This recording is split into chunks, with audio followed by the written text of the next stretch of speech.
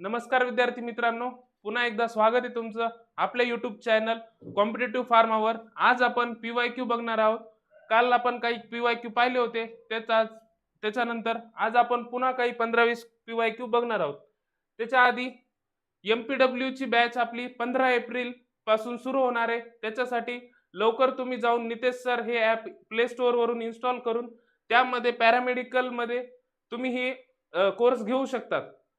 सध्या त्या कोर्सची तुम्हाला तिथं व्हॅल्यू ही 2999 दिसेल, पण तिथं कुपन कोड अप्लाय केल्यानंतर ती व्हॅल्यू तुम्हाला फक्त 1999 रुपये एवढ्याला भेटू शकते। जर प्रॉब्लेम काही आला असेल कोर्स घेताना किंवा ऍप्लिकेशन रिलेटेड, तर खाली नितेश सरांचा नंबर दिलेला आहे, त्याच्यावर तुम्ही कधीही कॉन्टॅक्ट करून त्यांना विचारू शकता। तर वळूयात आता आपण PYQ घेण्यासाठी।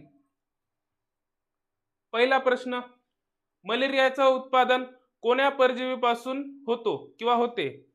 मलेरियाचं उत्पादन कोण्या परजीवीपासून होते? मायकोबॅक्टेरियम, प्लाझ्मोडियम, मेनिगेकोकस किंवा यापैकी कोणीही नाही। कोणत्या बॅक्टेरिया किंवा कोणत्या परजीवीपासून होतो? मायकोबॅक्टेरियम, प्लाझ्मोडियम, मेनिगेकोकस किंवा यापैकी कोणतेही नाही। पटकन सांगा, कमेंट करा तुमचा आन्सर काय येते। कशापासून होतो? तर प्लाझ्मोडियम पासून होत असतो। प्लाझ्मोडियम फाल्सिपेरम मोस्ट खूप वेळेस विचारलेलं क्वेश्चन असतो, काय की मलेरिया हे कोणत्या उत्पादन, मलेरियाचं जे उत्पादन आहे ते कोणत्या परजीवीपासून होत असतो? ते कोणत्यापासून? प्लाझ्मोडियम पासून होत असतो। त्याच्यानंतर दुसरा, रक्त गटाचा शोध पुढील पैकी कोणी लावला किंवा या सायंटिस्ट पैकी रक्त गटाचा शोध कोणी लावला? आइन्स्टाईन, कार्ल बेन्झ, कार्ल लेन्स्टेनर किंवा लुईस पॅस्चर? लुईस पॅस्चर या चौघांपैकी रक्त गटाचा शोध पुढील पैकी कोणी लावला? रक्तगट म्हणजे आपले ए बी आणि ओ। या रक्तगटाचा शोध कोणी लावला? तर कार्ल लँडस्टेनर। कोणी लावलाय? कार्ल लँडस्टेनरनी लावलाय। यांच्या शोधामुळे खूप फायदा झाला। ब्लड ट्रान्सफ्युजन नावाचं माहित असेल तुम्हाला, जे आपण ब्लड एकमेकाला देतो। आज काय युनिव्हर्सल डोनर म्हणून ओळखतात ओला, आणि युनिव्हर्सल रेसिपियंट म्हणून एबी ला ओळखतो। एबी ला आपल्या पूर्ण कोणाचंही ब्लड जमते आणि ओ चं ब्लड हे कोणालाही देऊ शकतो, ओ ब्लड ग्रुपचं। तर आधी काय होत होतं, फक्त हे त्यांना माहित नव्हतं की ब्लड ट्रान्सफ्युजन असं असतंय, ब्लड ग्रुपचं असं असतंय। तर त्यांनी काय केलं, आधी जे डॉक्टर होते जेव्हा ते ब्लड एकमेकाच्या इंडिव्हिज्युअलला देत होते, तेव्हा ते काय होत होतं, ब्लड रिजेक्ट होत होतं आणि ते वाचायच्या ऐवजी ते जे पेशंट आहे ते मरण पावत होता। मग त्याच्यानंतर हे सायंटिस्ट आले, कार्ल लँडस्टेनर, यांनी सांगितलं की ब्लड ग्रुप हे 4 टाइप्सचे आहेत। ते 4 टाइप्सचे काय, त्यांच्यावर अँटीजन अँटीबॉडी असते। ए चं ब्लड ग्रुप हे बी ला जमत नाही किंवा बी चं हे ए ला जमत नाही, ए आणि बी चं ए बी ला जमत असते। तर ते आपण पुन्हा डिटेल मध्ये ब्लड या टॉपिक मध्ये आपल्या बॅच मध्ये शिकणार आहोत। त्याच्यानंतर जागतिक आरोग्य संघटनेची स्थापना कोणत्या वर्षी झाली? हे तुम्हाला ऍज अ MPW खूप महत्वाचं आहे, कारण की हेल्थशी रिलेटेड क्वेश्चन आहे। जागतिक आरोग्य संघटना, जागतिक आरोग्य संघटना म्हणजे वर्ल्ड हेल्थ ऑर्गनायझेशन।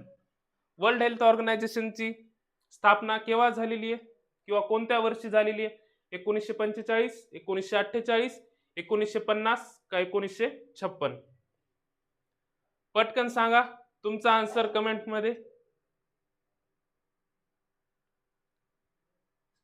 काय आन्सर आहे? 1948। आणि योगायोग असा 7 एप्रिल म्हणजेच आजची तारीख 7 एप्रिल 1948 मध्येच याची स्थापना झाली होती। म्हणजे 7 एप्रिल म्हणजे आजची तारीख, जे तुम्ही पाहतायत लेक्चर, आजची डेट 7 एप्रिल 1948। आज काय झालं? फाउंडेशन कशाचं? वर्ल्ड हेल्थ ऑर्गनायझेशनचं। वर्ल्ड हेल्थ ऑर्गनायझेशनचं फाउंडेशन झालं 1945। आता हे ऑप्शन मध्ये UN म्हणजेच युनायटेड नेशन्स यांचं फॉर्मेशन झालं 1950। हे दोन तुम्हाला माहित पाहिजेत. 1948 1950. 1948 मध्ये काय झालं, वर्ल्ड हेल्थ ऑर्गनायझेशनचं स्थापना झाली. त्याच्यानंतर 1950 त्याच तारखेला 7 एप्रिल 1950 पासून काय झालं, वर्ल्ड हेल्थ डे. म्हणजे आज काय साजरा करतो आपण, वर्ल्ड हेल्थ डे किंवा जागतिक आरोग्य दिन. वर्ल्ड हेल्थ डे हे पहिला वर्ल्ड हेल्थ डे केव्हा साजरा केला असं जर क्वेश्चन आला तर किती, 7 एप्रिल 1950. ऑप्शन मध्ये 1948 असलं. आधी बघायचे काय विचारलेले, WHO चं जर फाउंडेशन विचारले किंवा कधी फॉर्म झालते हे विचारलं तर 7 एप्रिल 1948. जर वर्ल्ड हेल्थ डे विचारला, दिवस विचारला, आरोग्य दिवस, तर कधी 7 एप्रिल 1950 ला पहिला साजरा केला. तेव्हापासून आता आपण 7 एप्रिल हे काय करतो, जागतिक आरोग्य दिन म्हणून साजरा करतो.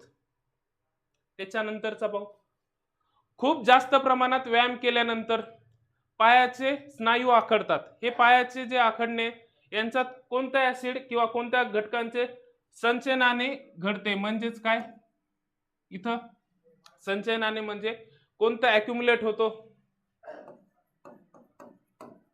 किंवा साठतो.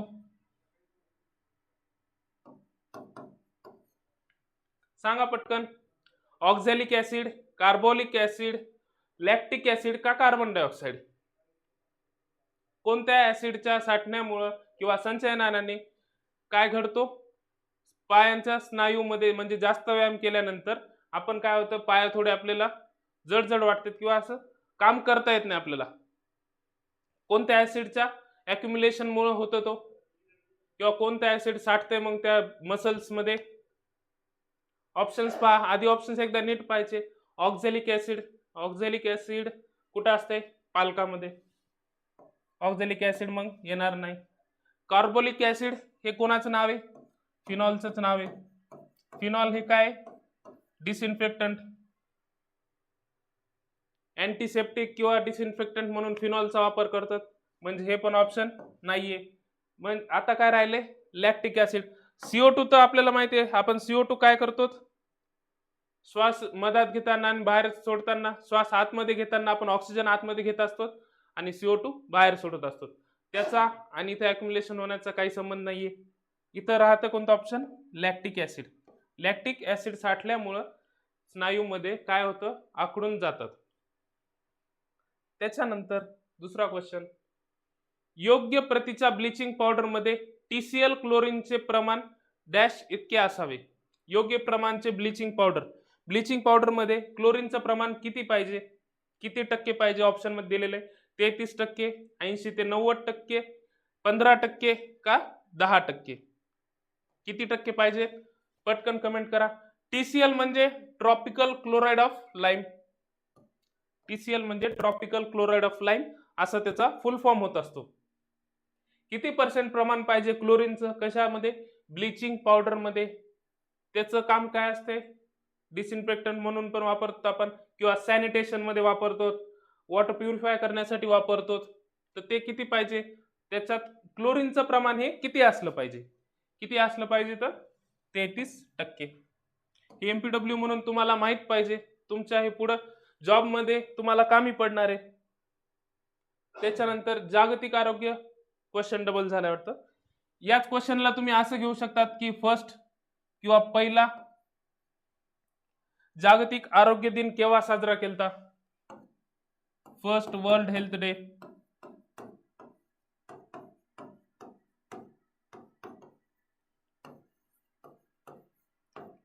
असा जर क्वेश्चन आला असता याच्या जागेवर तर काय ऑप्शन आला असतं आपलं, 1950 आलं असतं. आणि जर डेट तर माहित पाहिजे, 7 एप्रिल 7 एप्रिल 7 एप्रिल 1950 हे आरोग्य दिन म्हणून जागतिक आरोग्य दिन म्हणून साजरा करते.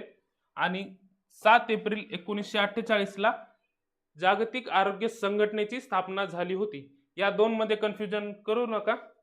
आधी संघटना स्थापन होईल, त्याच्यानंतर त्याच्यावरून दिन हा साजरा केला जात असतो.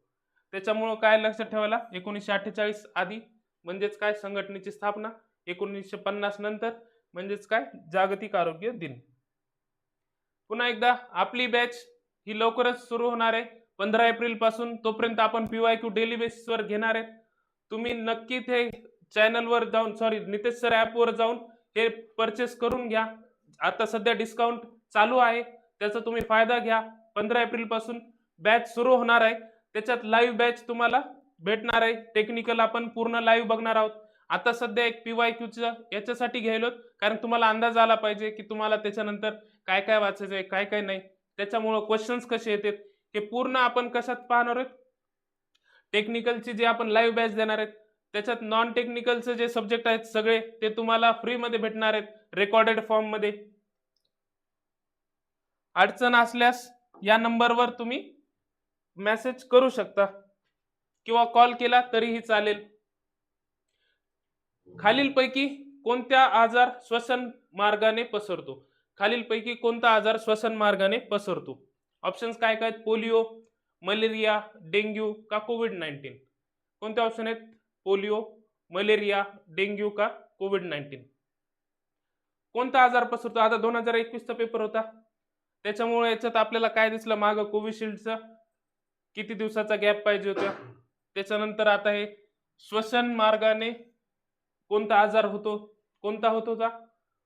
आठवत असेल तुम्हाला तर आपण कोरोनाच्या काळात काय करत होतो? मास्क घालून फिरत होतो.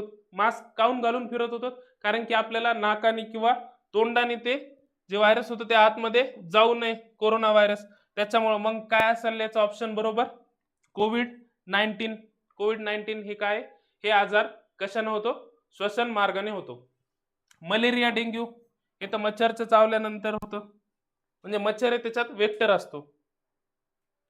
त्याच्यानंतर जगात कोणत्या देशाने कुटुंब नियोजन कार्यक्रम सर्वप्रथम सुरू केला? जगामध्ये सगळ्यात पहिले कुटुंब नियोजन म्हणजेच family planning program. Family planning programme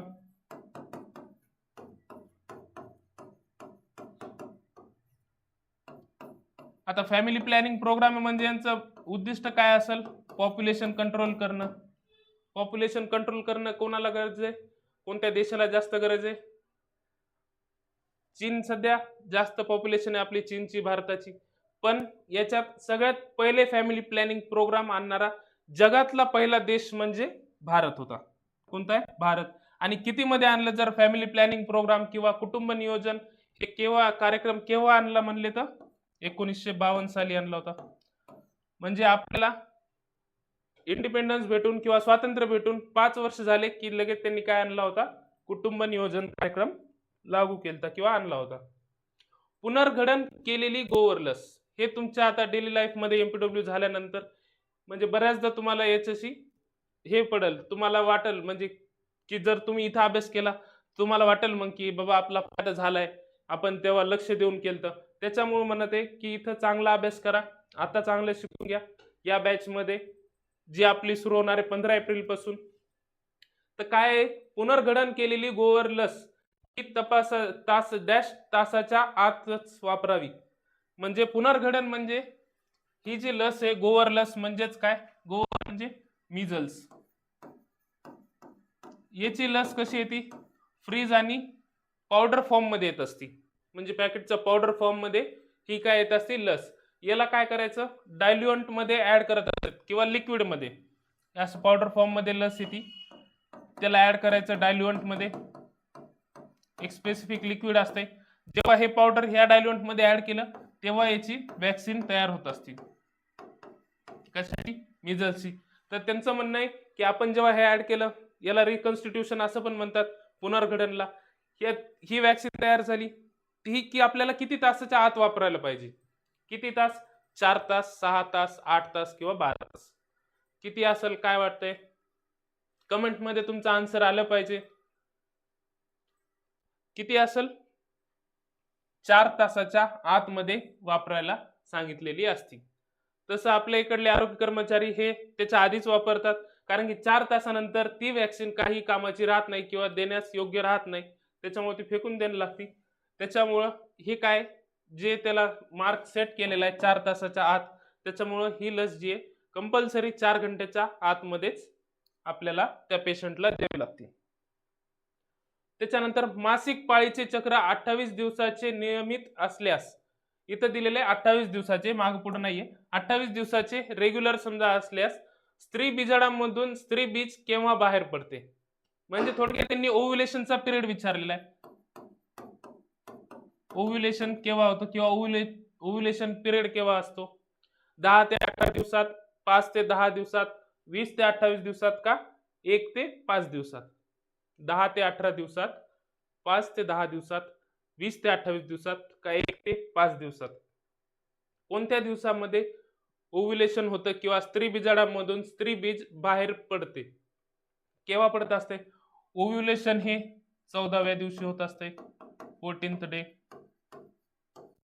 जर 28 दिवसाची नॉर्मल त्यांनी सायकल सांगितलेलीच आहे, 28 दिवसाची जर रेग्युलर मेन्स्ट्रुअल सायकल पकडली तर काय असते? ओव्ह्युलेशन हे 14व्या दिवशी होत असते किंवा स्त्री बीजाणूमधून स्त्री बीज 14व्या दिवशी बाहेर पडत असते. तर आता हे 14वा दिवस कोणत्या ऑप्शनच्या आतमध्ये यायलाय? पहिल्या 10 ते 18 दिवसात. म्हणजे ऑप्शन आपला आन्सर काय असेल? 10 ते 18 दिवसाच्या आतमध्ये.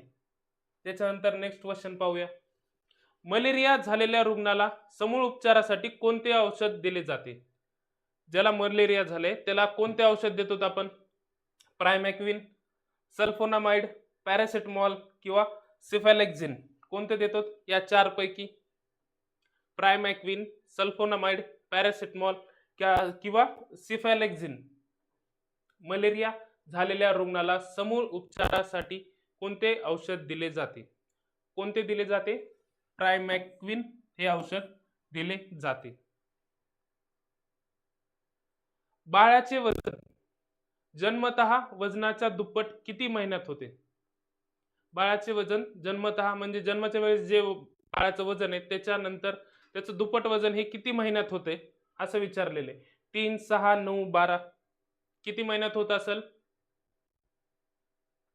बाळाचे वजन जन्मतः वयाच्या दुप्पट, वजनाच्या दुप्पट किती महिन्यात होते? किती महिन्यात होत असते? 6 महिन्यात होत असते. 6 महिन्यात वजन हे दुप्पट होत असते.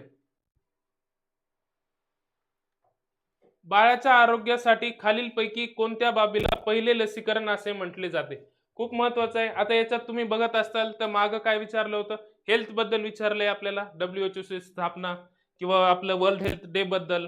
म्हणजे हेल्थवर जास्त फोकस केलेला आहे. त्याच्यात ब्लडचं पण विचारतात, आता चाईल्डचं आणि आईचं दोघांचं पण विचारतात. मागचा क्वेश्चन हे मुलाबद्दल होता, म्हणजे जे नवीन जन्मलेले त्यांच्याबद्दल. आता हा क्वेश्चन काय? बाळाच्या आरोग्यासाठी खालीलपैकी कोणत्या बाबीला पहिले लसीकरण असे म्हटले जाते?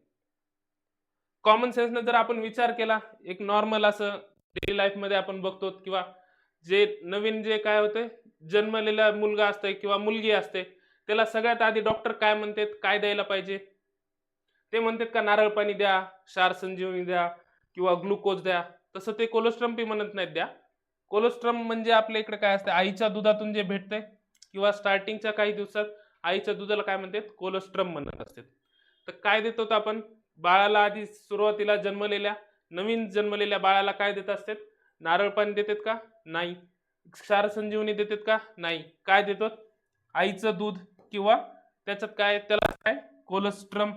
स्टार्टिंगच्या काही दिवसातलं आईचं दूध, याच्यामध्ये काय असतात? अँटीबॉडीज असतात, जे काय असते लसीकरणासारखं काम करते किंवा त्यालाच पहिले लसीकरण असे म्हटले जाते. कशाला? कोलोस्ट्रमला. आणि हे कुठून मिळते? आईच्या दुधापासून किंवा फ्रॉम मदर्स मिल्क. पण हे सुरुवातीच्या काही दिवसांसाठी. नंतर ते चाइल्ड स्वतः त्याचं काय तयार करत असतो? इम्युन सिस्टीम त्याची चांगली होत असते. पण तोपर्यंत त्याला कोणते आजार होऊ नये त्याच्यासाठी जे अँटीबॉडीज असतात त्या त्याला कुठून भेटतात? त्याच्या आईकडून भेटत असतात. आणि कशा थ्रू? कोलोस्ट्रम म्हणजेच आईच्या दुधावाटे भेटत असतात. खालीलपैकी कोणते जीवनसत्व मेदात विरघळणारे आहे? मेदात विरघळणारे म्हणजे इथं काय विचारलंय? फॅट सोल्युबल कोणते आहेत?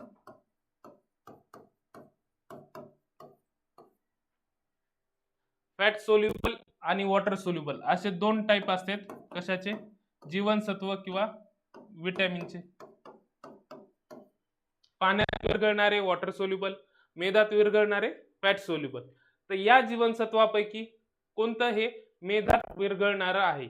विटॅमिन B12, विटॅमिन किंवा जीवनसत्व के, जीवनसत्व B9 आणि जीवनसत्व क.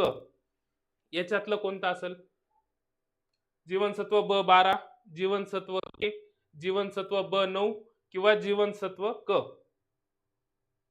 याच्यातलं राईट ऑप्शन कोणतं असेल? जीवनसत्व के. हे लक्षात पाहिजे, फॅट सोल्युबल जे आहेत ते ए, डी, ई आणि के.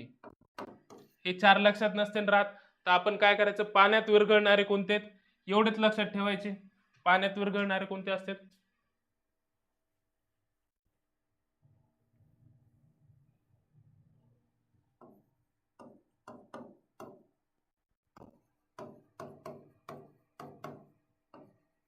पाण्यात विरघळणारे बी कॉम्प्लेक्स. याच्यात हे दोन्ही पण आले, मग कोणते? B9, B12 आणि अजून कोणता? सी. हे दोन विटॅमिन काय असतात? पाण्यात विरघळणारे असतात. कोणते कोणते? जीवनसत्व ब आणि जीवनसत्व क. त्याच्यानंतर कोणता नसतात? ए, डी आणि ई आणि के विटॅमिन जे आहेत ते काय आहेत?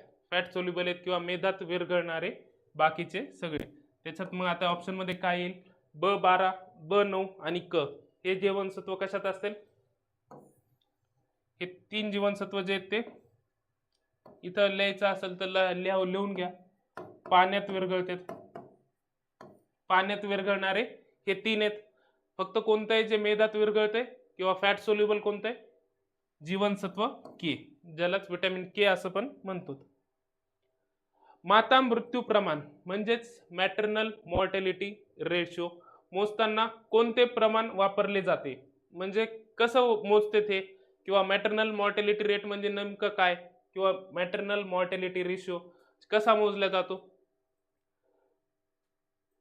प्रति 1000 लोकसंख्या, म्हणजे प्रति 1000 लोकसंख्येमध्ये किती मातांचा मृत्यू झालं तसं मोजतात, किंवा प्रति 1,00,000 लोकसंख्येमध्ये किती मातांचा मृत्यू झाला त्याच्यात मोजतात, किंवा प्रति 1000 जन्मलेली बालके हे जर असेल तर त्याला आपण मॅटर्नल मॉर्टॅलिटी रेशो असं म्हणतो का, किंवा प्रति 1,00,000 जन्मलेली बालके यांना आपण मॅटर्नल मॉर्टॅलिटी रेशो म्हणतो का? या 4 पैकी काय उत्तर असेल? आता एक इथं लॉजिक आहे, माता मृत्यू प्रमाण, माता आली म्हणजे कोण आलं? बालक आली. या 2 पैकी असायला पाहिजे. लोकसंख्येचं नाहीये त्याच्यात काही, तर त्याच्यामुळे हे काय? प्रति 1000 जन्मलेली बालके तेवढी नसतात. काय असतात? प्रति 1,00,000 जन्मलेली बालके त्यांच्यावर किती मातांचा मृत्यू झाला ते पण किती? 42 दिवसाच्या आत असं म्हणलेलं असतंय. 42 दिवसाच्या आत जर त्या आईनं प्राण सोडला किंवा तिचा मृत्यू झाला तर त्याला काय म्हणतात? ते कशात येतात मग? मॅटर्नल मॉर्टॅलिटी रेशो मध्ये. आणि ते किती नवीन जन्मलेली बालकांच्या याच्यात बघतो आपण? 1,00,000 जन्मलेली बालकी. त्यांच्यावर जर समजा 1,00,000 वर जर 200 माता काय झाल्या? मृत्यू पावल्या, तर मग ते मॅटर्नल मॉर्टॅलिटी रेशो काय येते? 1,00,000 वर असं ते रेशो काढत असतात. ते हे क्लिअर आहे? अवघड असं काहीच नाहीये. पुन्हा एकदा लास्ट एकदा रिमाइंडर देऊन जातो तुम्हाला की आपली MPW ची बॅच ही 15 एप्रिल पासून सुरू होणार आहे. तरी पण लवकर सगळ्यांनी ती बॅच आपली नितेश सर ॲप जे प्ले स्टोअर वर आहे ते डाउनलोड करून ते ॲप तुम्ही तिथून प्ले स्टोअर वरून घेऊन त्याच्यानंतर लॉग इन करून पॅरामेडिकल मध्ये MPW नावाची पोस्ट आहे त्या याच्यात तुम्हाला हे क्लास जॉईन करायचे आहेत, जे आता लाईव्ह आपण घेणार आहोत 15 तारखेपासून. त्याच्यात नॉन टेक्निकल हे पूर्ण तुम्हाला फ्री मध्ये रेकॉर्डेड फॉर्म मध्ये दिल्या जाईल. आणि आपण टेक्निकल सब्जेक्ट जे काय तुमच्या सिलेबसला आहे ते पूर्ण आपण कव्हर करणार आहोत. कशामध्ये? लाईव्ह फॉर्मॅटमध्ये. त्याच्यामुळं लवकर तुम्ही लवकर तुम्ही हे बॅच परचेस करा. तिथं डिस्काउंट दिलाय, त्याचा यूज करून 1,000 रुपये ऑफ किंवा 1,000 रुपये तुम्हाला ऑफ पडतील. आणि 2,999 ची बॅच ही तुम्हाला 1,999 रुपयाला मिळेल. पुन्हा एकदा सांगतो, जरी काही अडचण आली, ॲप संबंधित आली किंवा बॅच संबंधित आली, घ्यायला काही प्रॉब्लेम झाला, discount apply coupon code apply नसेल होत, काही अडचण असेल तर सरचा नंबर 24/7 सुरू असतो. तुम्ही त्याच्यावर मेसेज करू शकता किंवा कॉल करू शकता. ठीक आहे, लवकर ॲप घेऊन टाका. चालते. धन्यवाद.